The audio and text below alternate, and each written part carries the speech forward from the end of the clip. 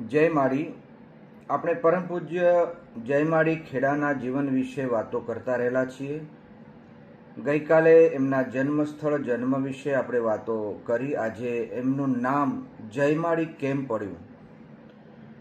એવું કહેવાય છે કે આપણી ભારતીય સંસ્કૃતિમાં 16 સંસ્કારોમાં નામકરણ સંસ્કાર છે. માણસ માત્ર જન્મતાની સાથે તેમને અલગ અલગ નામો આપવામાં આવતા હોય છે.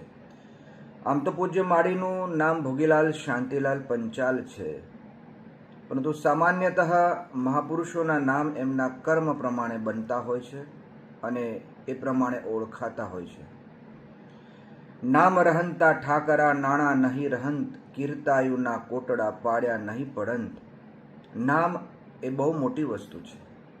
બીજું કે ઉત્તમ આત્મનઃ ખ્યાતા પિતુ ખ્યાતાશ્ચ મધ્યમાં અધમા માતુલા ખ્યાતા સ્વસુરાશ્ચા અધમાધમા.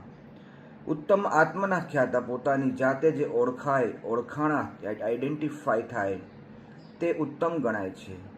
એવી જ રીતે પૂજ્ય માળી પોતાના જીવનમાં માં ભગવતીને, શક્તિને, માં ભગવતીને, માં મેલડી માને સર્વસ્વ સમજ્યા છે. અને જે પણ વ્યક્તિ આવે એમને મળતા એટલે આવો જય માળી, આવો જય માળી. આમ તો સૌરાષ્ટ્રની અંદર મોટી ઉંમરના બાને આપણે માળી તરીકે ઓળખીએ છીએ કે માળી અહીંયા આવો, બેસો.